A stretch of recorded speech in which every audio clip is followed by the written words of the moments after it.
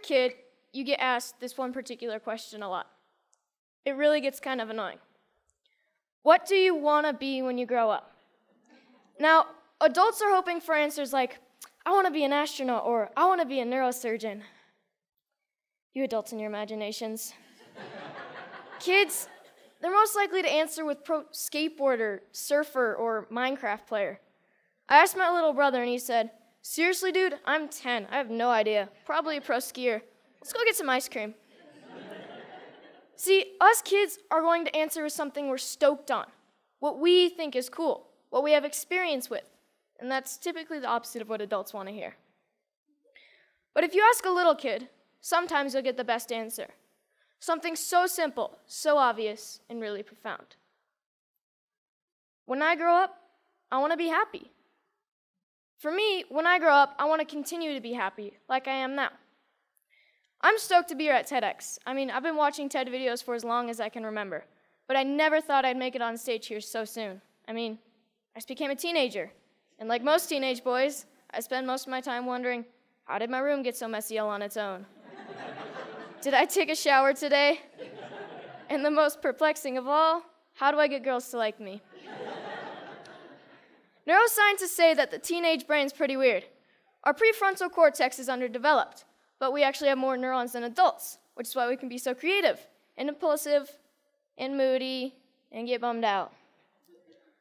But what bums me out is to know that a lot of kids today are just wishing to be happy, to be healthy, to be safe, not bullied, and be loved for who they are.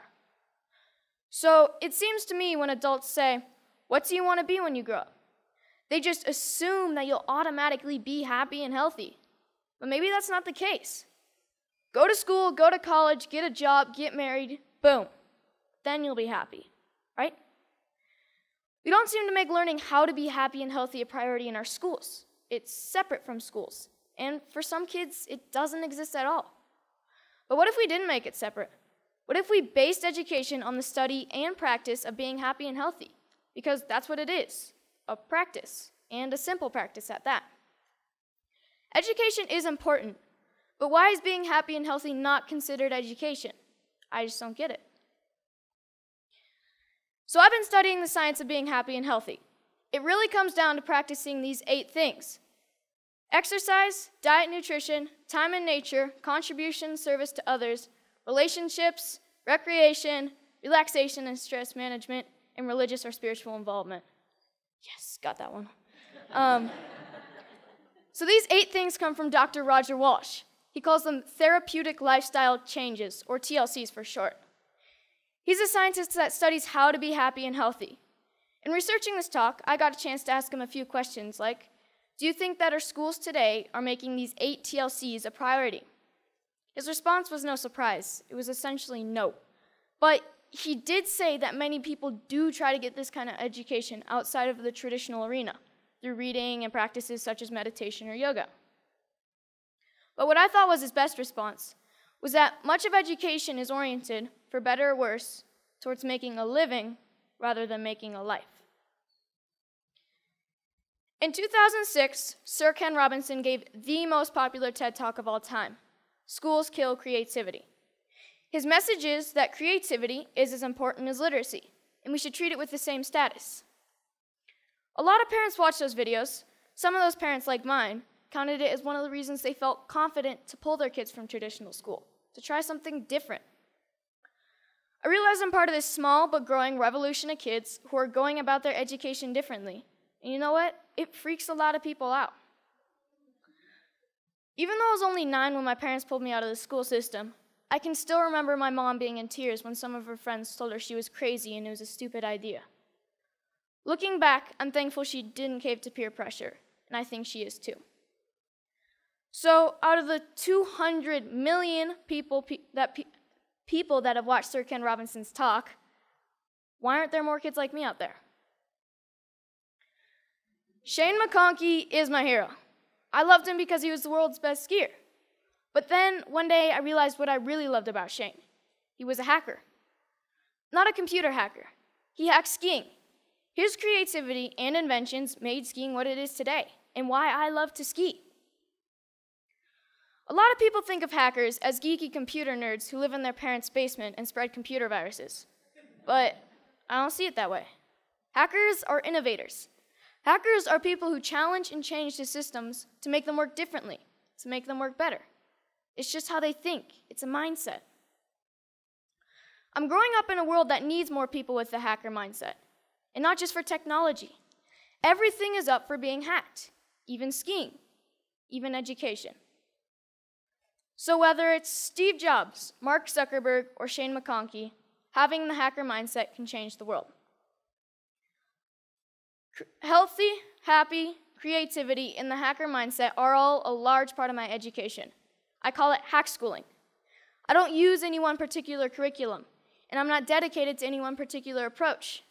I hack my education. I take advantage of opportunities in my community and through a network of my friends and family. I take advantage of opportunities to experience what I'm learning, and I'm not afraid to look for shortcuts or hacks to get a better, faster result. It's like a remix or a mashup of learning. It's flexible, opportunistic, and it never loses sight of making happy, healthy, and creativity a priority. And here's the cool part, because it's a mindset, not a system. Hack schooling can be used by anyone, even traditional schools. So what does my school look like? Well, it looks like Starbucks a lot of the time. But like most kids, I study a lot of math, science, history, and writing. I didn't used to like to write because my teachers made me write about butterflies and rainbows, and I wanted to write about skiing.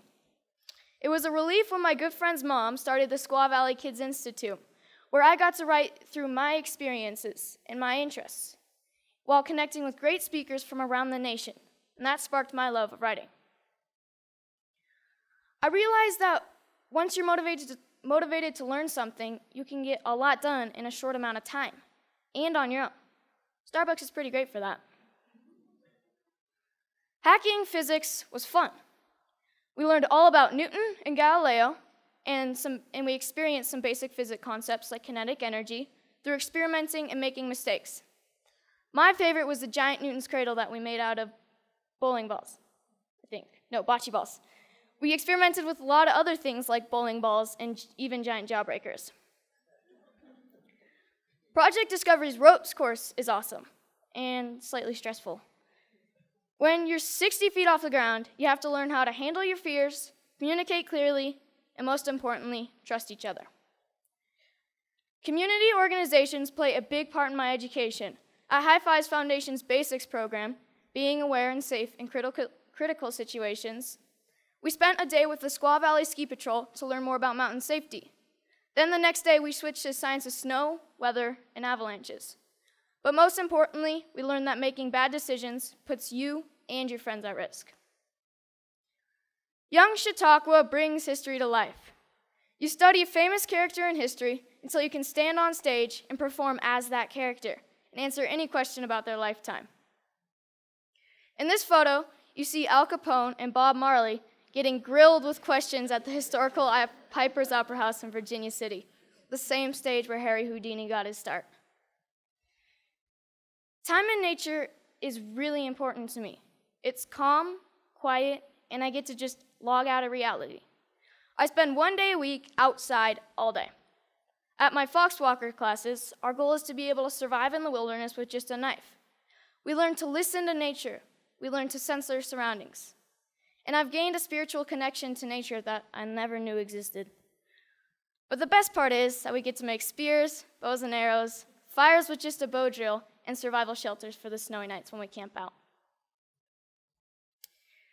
Hanging out at the Moment Factory, where they hand make skis and design clothes, has really inspired me to one day have my own business.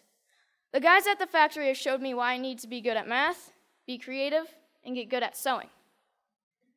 So I got an internship at Big Truck Brand to get better at design and sewing. Between fetching lunch, scrubbing toilets, and breaking their vacuum cleaner, I'm getting to contribute to clothing design, customizing hats, and selling them. The people who work there are happy, healthy, creative, and stoked to be doing what they're doing. This is by far my favorite class. So this is where I'm really happy, powder days. And it's a good metaphor for my life. my education, my hack schooling. If everyone skied this mountain, like most people think of education, everyone would be skiing the same line, probably the safest, and most of the powder would go untouched. I look at this and see 1,000 possibilities.